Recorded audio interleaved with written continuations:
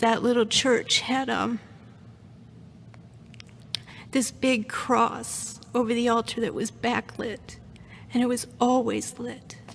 And I would go out there at night, and I would lay on the floor under that cross, and I would just beg God to please, I can't stop being gay. I can't change how I feel. If this is wrong, if this is what you don't want, then you have to change it, because I can't. And nothing ever changed.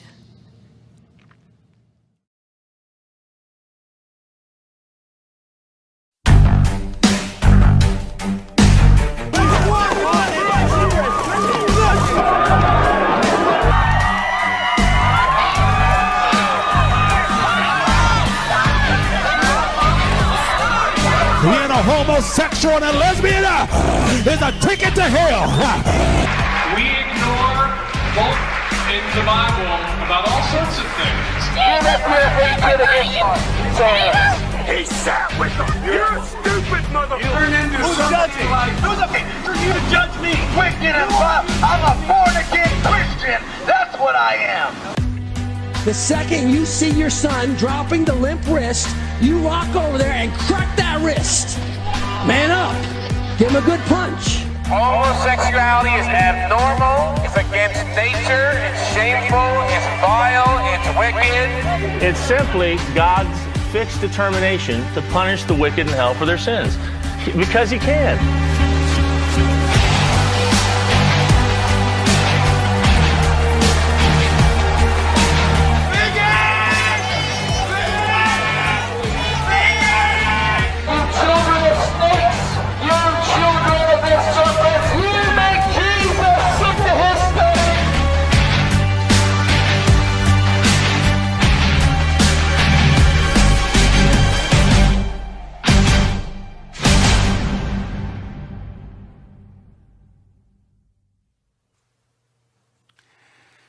Ever since I can remember, way before I knew what sex was, I had an attraction to the same gender.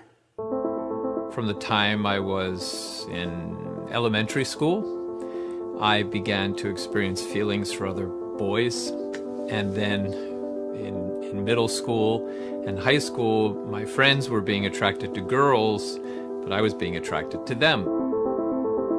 It's not so much that one day I realized, oh my goodness, I'm a lesbian, and then, I thought, okay, well, maybe I'd better get myself a girlfriend. It was that, I had a best friend who, we could finish each other's sentences, we could talk for hours, and then eventually that became a sexualized relationship. When I first figured out that what I was feeling was what people call homosexuality was about 15 years ago, so I was about 14 years old. I remember being like, oh, so I'm what they call gay, and I didn't really know what to do with that, honestly. Even one of my best friend's dads was a psychiatrist, and he told me it was a phase and I would go through it. Somehow I knew this wasn't just a phase, and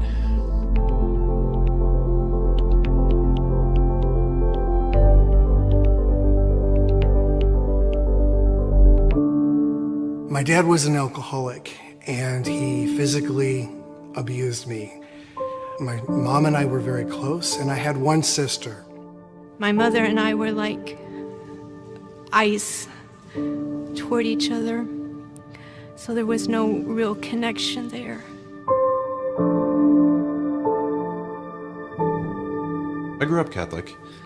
Again, hearing the story of conversion from my parents, they also gave me a very good Catholic education in many ways. All of that was an effort on the part of my parents to sort of give me the best that they could.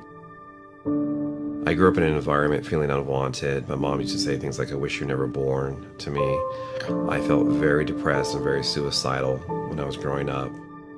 I was this very sensitive artist. I loved to sing, I was a dancer, and my father was like, whoa, because he was a baseball team coach. And he worked with a little league for my whole childhood. And I tried to relate, but it just wasn't for me. My dad was very talented at working on cars and landscaping. He would try to teach me, but every time he would try, it never failed. He would lose patience and go into a rage, screaming and hollering and calling me names and swearing. He also really wasn't into sports, so he never really taught me how to throw or hit. And at school, my male peers made it very clear that I was not like them, that I didn't belong. And I'm sharing this so you can see that everything associated with masculinity scared me, terrified me. I hated it. And I grew up hating men. I had been molested as a child. And in my mind, men were just vicious brutes who just only wanted one thing from you. And I wanted nothing to do with them.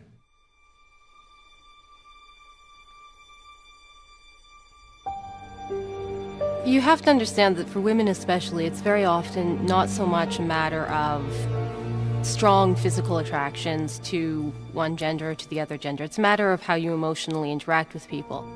Because I always had a hard time bonding with boys my own age. I was much more sensitive, much more artistic and creative. And so it was natural for me to actually focus on hanging out with the girls because those were the activities the girls were doing. My parents had sent me to a psychologist at around the age of 12 because I guess I used to be somewhat effeminate. And they were worried, like, oh my gosh, he's going to be gay. That was a miserable experience, honestly, because I had the idea that there was just something horribly wrong with me, that I was like abnormal in some way. They didn't say this, but that was the message that came through to me. Some of the self-talk that I used to say when I was very young was, if only I looked like him, if only I was athletic like him, if only I was strong like him, if only I could play football like him, then maybe I would fit in, maybe I would belong, maybe I wouldn't be so alone and different. There was such an intense shame and loneliness associated with that longing to fit in. I was so desperate for somebody to give me some attention and some physical affection, and I needed somebody just to let me know that I existed and that I was okay. When I became a teenager, this attraction became sexualized, and it brought me so much turmoil. I felt completely alone. I felt like a freak. I was teased, made fun of for throwing and like a girl, but it went beyond that. I would be in the classroom and there would be people behind me hitting my head during class going, fag, faggot, fag. I hated high school. In 9th grade, I had to take gym. I didn't want any part of that locker room. I was so terrified that someone would find out that I was one of them. A fag. So I had to force myself to participate. But I refused to take a shower. I just changed my shorts. I didn't care if I stunk. I was so afraid. By this time, I believed that I was gay.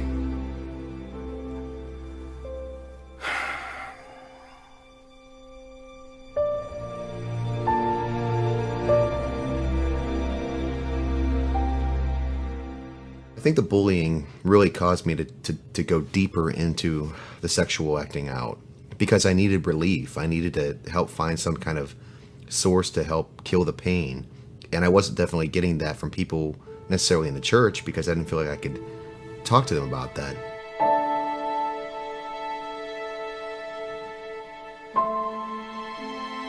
I ended up getting involved in a Pentecostal church, and they told me being gay was wrong. Couldn't be homosexual. And I believed them, and I left the gay lifestyle for 6 or 7 years. But they also told me that I had to be heterosexual to be okay. And I couldn't do that. I couldn't. From the church, you hear either nothing or that's gross, and from the secular media, you start to feel this embrace, this support, this let's go out and find these people and help them. Wow, like it's no wonder that so many people leave, right? When everything hit me emotionally and I just was falling apart, and I needed human caring from somewhere. And the only place that I could see at the time that it was going to come from was back in the gay lifestyle. Because with a man, no way, you know, and friends can only be so close. So I ended up falling back into the gay lifestyle. My same-sex attractions were definitely hidden from almost everyone in my life. I really couldn't talk to my family about that. So who would I go to? Well, I would go to the guys that I was having sex with. That was really my only way that I knew to kind of make myself feel better. Not having anybody to talk that through with was extraordinarily lonely. I remember wanting to talk to somebody about this, but being terrified, obviously. Maybe not so obviously. But one of the things I did was to go into a gay chat room online. I couldn't wait till I was 18. Because the moment I would turn 18, I was going to go to my first gay bar, and I did. In fact, it was that very weekend after I turned 18. And I walked into that first gay bar, and it was exhilarating at first. I felt like I finally wasn't alone. There were other people like me. So I left the straight bar and went directly to a gay bar, because at least there I knew that men would accept me, they would understand me, and give me the attention, the affection, the affirmation, and acceptance that I needed. But that feeling did not last long. In fact, the depression continued to worsen. And I turned deeper to alcohol and drugs to numb the pain, as well as sex. I spent 1 or 2 or maybe even 3 years in kind of that spot where there was nobody to talk to about this. And honestly, where just these feelings could grow. And I don't mean just like the sexual feelings. I mean, what to me is more important, this belief that I wasn't acceptable and that there was something terribly wrong with me, and that I had to keep this part of myself secret so nobody could really know me, all this stuff. That really took root. I heard my dad say once, oh, like, I wish they'd just moved to another planet, meaning like the gays. What I do remember is being super lonely, not really having anyone to talk to about that stuff, and finding these men's health magazines. I masturbated a lot to bodybuilding magazines because that was the image, that was the ideal image that I thought a man looked like. So I would masturbate to those images, not knowing that really what was going on inside of me is that I didn't feel like a man at all. So my wanting to connect and bond with men that should have been done when I was 10, 11, 12, those needs were never met. So the homo-emotional needs became homosexualized. Eventually, you start to wonder, okay, why am I looking at these things? Why do I have these reactions? And why do I have this like sense of shame about it? Why is this something secret?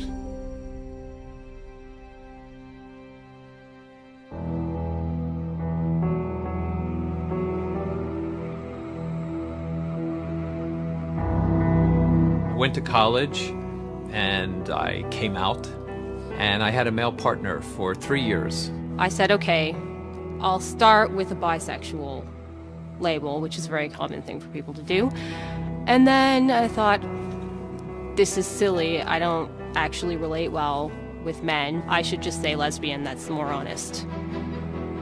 I was the president of Gays and Lesbians United in Toledo. I used to write for the gay newsletter. I pretty much ran the gay church. I had a boyfriend at the time. I broke up with him because I told him, look, this is not going to work out with me because 1, I'm a Christian, and 2, I just don't really feel this is who I am at my core. But it was very painful because I wanted the affection, I wanted the attention, I wanted the acceptance and affirmation that he was giving me, but he also wanted the sex. And so I was confused because society was telling me, oh, this is what it means to be gay. The gay churches that I was attending had Catholic deacons and nuns who were there telling us all that you could keep on being a practicing sexual homosexual, you're fine. I felt extremely depressed living in this life. The depression was overwhelming. The loneliness was overwhelming. And so I did what I really had to do, which was I struggled for many years, and I had sexual relationships with guys. I also had sexual relationships with girls. I really was stuck in the middle of not being able to connect with men, not being able to have a healthy relationship with women, and I really needed to experience healing in my life.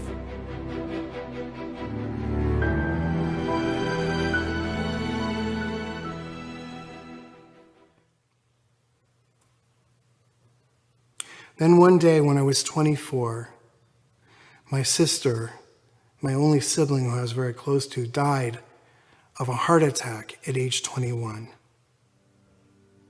After I grieved my grief,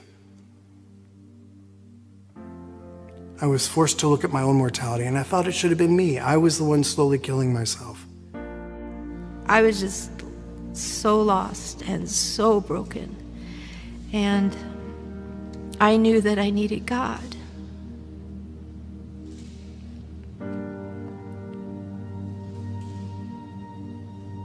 And I knew that the Catholic Church was the right church. And there was something there that I knew I didn't have. I just hadn't been very faithful all those years.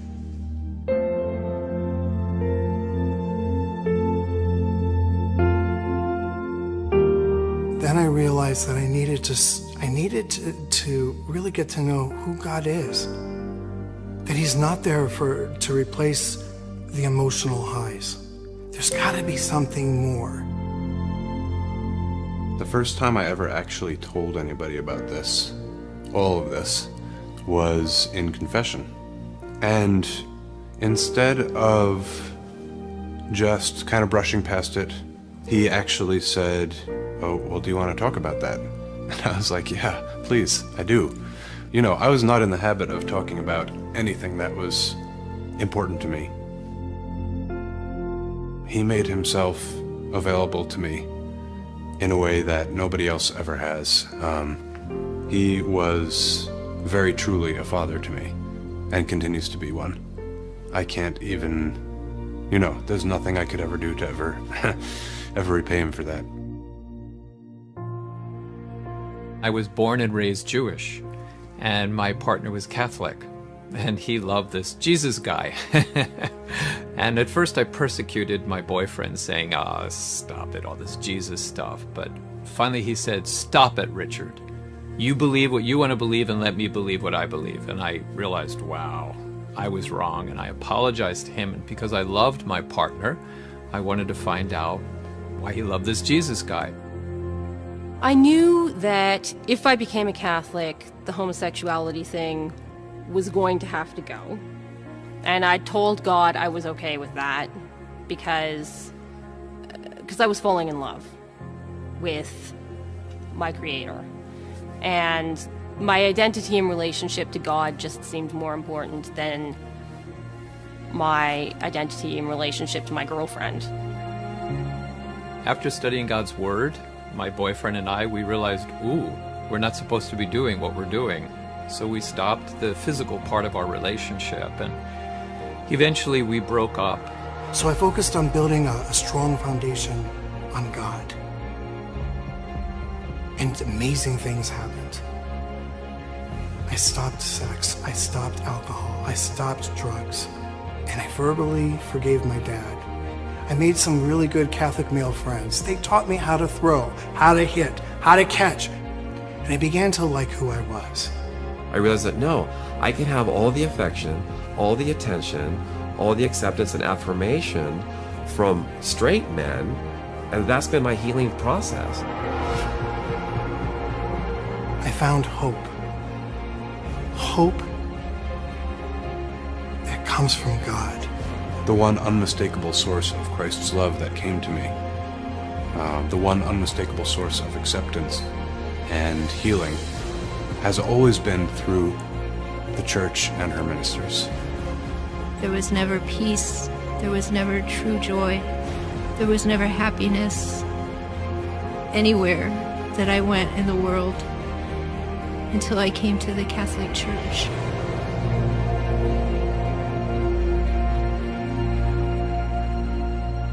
Most of the things I heard about homosexuality were not from the church.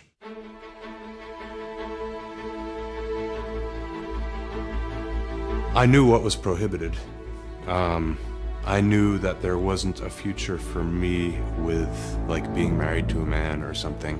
I didn't know why it was prohibited. It seemed arbitrary and cruel, as it still seems to a lot of people.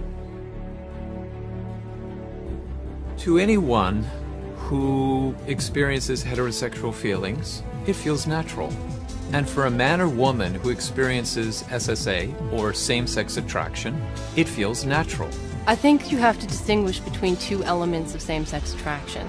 There's the natural, good attraction that human beings feel towards other human beings. And this can be emotional. All of these things are perfectly ordered. The only thing that the church says is disordered is when this becomes sexual desire. The act outside of marriage, whether it's for heterosexuals or those with same-sex attraction, is a sin. The reason the church does not condone homosexual acts is the same reason that the church doesn't condone contraceptive sex. It's like that's not what sex is for. Because one flesh is what God originally created. A man shall leave his mother and father and cleave unto his wife, and the two shall become one flesh. And two male bodies can't recreate this. Two female bodies can't recreate this. Only a male and a female. So when the church says that same-sex attraction is inherently disordered, what they're saying is that desire can't be fulfilled according to the design of our bodies. I think a lot of people, when they see in the Catechism of the Catholic Church that a same-sex attraction is considered disordered, they feel like that's very harsh language or that it's a judgment. And actually it's not. I mean, how many of us have told a lie? Well, that's a disordered attraction. And how many of us have seen a member of same-sex or opposite sex and lusted over them in our hearts and our minds and our actions? Well, that's a disordered. And one of the Eucharistic prayers of the Catholic Mass talks about asking God to help heal our disordered desires and affections for the universal church. This goes for everybody from Pope Francis all the way down. This is not saying, homosexuals are bad or they're somehow worse or more in need of saving. All of us are in the exact same boat. Every human being, regardless of what you actually desire, you're made for more than you might desire right now. Original sin for all of us, for every human being on the planet, has disoriented our desires. We often find ourselves hungry for things that don't satisfy the ache, don't satisfy the need. The church is not saying that the desire is a sin. See, actions are sins. Desires are not. Because you can't be charged with a sin for something you didn't choose, something you can't be in control of. But once we have these attractions to whatever, then I need to choose how I behave. What do we do when we find desires in us that are not in keeping with the design for human flourishing? Well, if we want to flourish, we need to learn how to say no to a desire that would take me away from true flourishing so I can say yes to that which leads to authentic flourishing. So those with same-sex attraction aren't being asked to do anything different than a heterosexual. We're all called to chastity, every single one of us. Chastity is the virtue that orients our sexual desires according to God's design so we can reach our destiny. It's not about saying no to pleasure and no to herpes and then no to hell, you know? It's really about saying yes to one really important thing. Yes to authentic love. The chaste person is not the asexual person. The chaste person is somebody who knows what to do with their sexuality.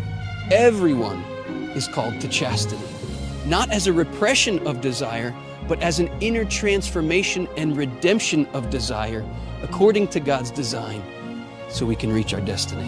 When the church invites people that, we're not inviting them to a life of emptiness and loneliness. We're inviting them to fully actualize themselves by living out God's plan. Real fulfillment in life isn't achieved by having sex and being sexually active. Real fulfillment in life is reached through love, and love is doing what's right. And so if you're a man and you're attracted to another man, the question is, what is best for my beloved? What is best for this man I love? Because God and the church and Jesus Christ and the Gospels are not forbidding me to love me, they're commanding me to love him. So how do I do that? Maybe it's through sacrifice. Maybe it's through intercession. Maybe it's through prayer. Maybe it's through purity. Living according to the natural law means humbly submitting to the design of the Creator and saying, this is the way I am going to choose to live my life. Even if internally I have to fight against impulses and desires that want to take me in a different direction. I humble myself. I say there's a bigger plan, there's a bigger reality, and I submit myself to it.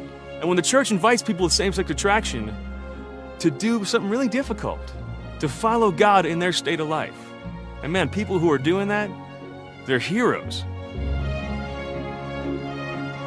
And I think a lot of these same-sex relationships can be true, solid, good friendships, because nobody can live without intimacy. We all need intimacy in our lives. Intimacy, unfortunately, has come to mean sex. It's synonymous with sex, and it's not. It means into-me-see. We want to be known and loved at our deepest levels, and we want to know and love others at their deepest levels. So we can have lots of sex and no intimacy. We can have lots of intimacy without sex. We also need to understand that for people who have chosen to live chastity, one of the biggest obstacles is isolation and loneliness. The church has to function as family and as community, and it has to do so in a way that is more powerful and more real than the family and community that people find in the gay scene. At the moment, we're not anywhere near that.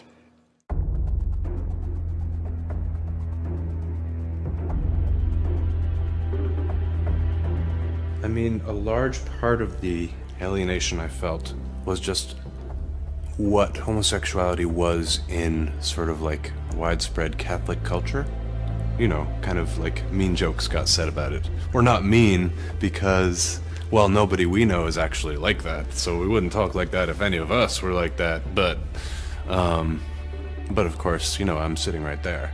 And sometimes it would be hard sitting there, you know, when the subject of those evil homosexuals would come up, you know, and I would just want so badly to just jump up and yell at them, you know. I'm not what you think gay people are, but I couldn't say anything. There's this sense that, well, if I do, then they're not going to see me anymore. They're going to see this label. They're going to identify me with the enemy in some way. Unfortunately, there are a lot of people who've had negative experiences. Usually it's with people who have grasped the law, but who have not grasped the teaching that a homosexual is a person. You know, Christianity in general is in a position where we need to start asking forgiveness for those people who have been bigoted to those who have these attractions, whether it be their own family members, whether it be their pastors, kids in their youth groups. Like, we need to say, I'm sorry. Some of these people have suffered a lot, and that's their notion of the Catholic Church. Maybe that's all they know of the church. You know, I admit, I went to an all-guys high school, and I confess I took part in it. You know, this, you know, you're gay, no, you're gay, you're gay. Just this stupid behavior. And I ask forgiveness on behalf of the entire community of people who experience these attractions, that you've experienced any of this stuff. From people who claim to be Christian like me, claim to be Catholic. I did it. The church makes it very, very clear. It says all men and women who experience same-sex attraction must be treated with compassion, dignity, respect. And every sign of unjust discrimination in their regard must be avoided. If when it comes to any kind of bullying, any kind of unjust discrimination, when it comes to anything like that, that's actually condemned by the church. The church condemns that and says that is an evil thing to do. The Catholic Church loves all people. And yes, that includes people with same-sex attraction.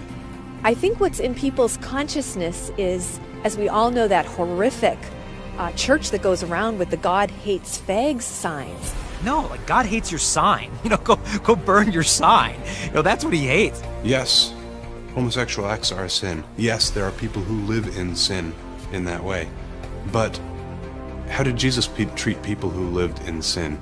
He spoke to them like normal human beings. The church should be the safest place on earth. That's where we need to. That's what Jesus did. He just received without judgment. And he just showed unconditional love. But there's two camps, basically. There's those that say you're going to hell. God hates homosexuals. And then there's people who say, over on this extreme, oh, you can just live an active gay life. God loves everybody. It's okay. He wants you to love too. But there's another camp. The Catholic Church puts forth a third way to treat every person, but in this case, particularly persons with same-sex attraction, to be able to say, we do not in any way hate or condemn or fear or want to isolate you. At the same time, we can't embrace everything that you choose, so we're going to choose this third way, and that third way is love. We're going to love you.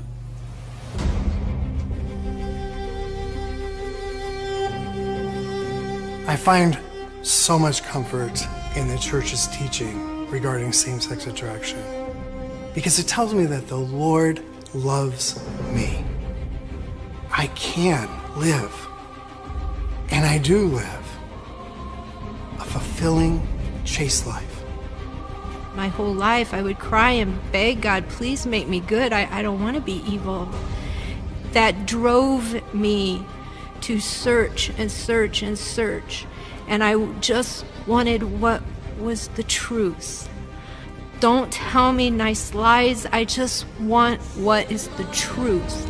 And if you're seeking truth and you refuse to be satisfied with anything but truth, then you're going to end up in the Catholic Church because that's where truth lies. If I hadn't had this very clear, very obvious doctrine in front of me, if I hadn't understood as a Catholic that it was inerrant, then I don't know where I'd be today. I sought all my life for love. That's what I was really looking for in all my acting out. Now I experience true, authentic love. If the church will never stop saying anything, it will never stop saying, we love you. The church opens wide her doors to the whole human race and says, come. Come all of you who are thirsty. Come all of you who are hungry. Come to the waters of life. Come to the bread of life.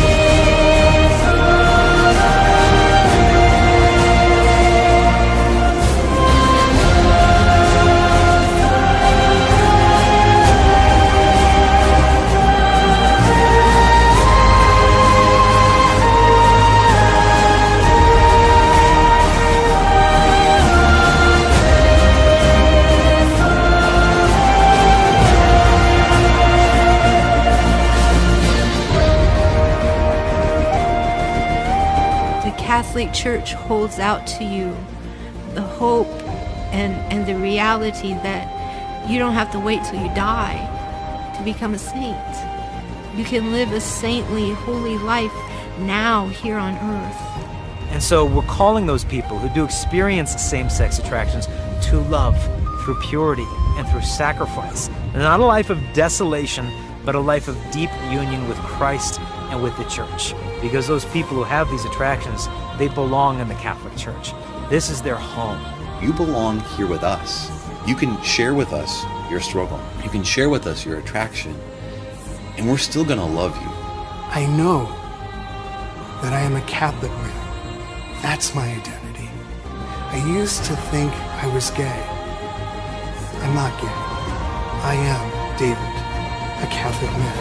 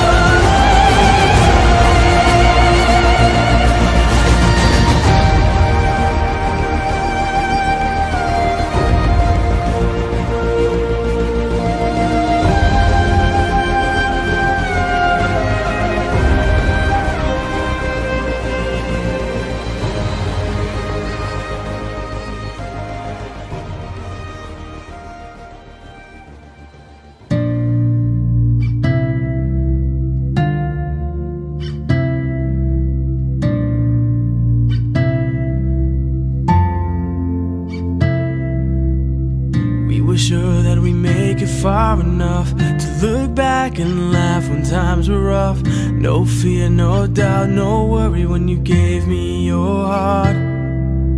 Remember then when you said you loved me now. We were sure that the rest would all work out. We took it slow, no rush, no hurry when you gave me your heart. But I want more than just a fleeting emotion. I want more than just you feeling the same. So give me everything, and I'll drop anchor in your heart and fall asleep in your arms. So give me everything, 'cause life's too short to live alone. So be the one that keeps me warm at night.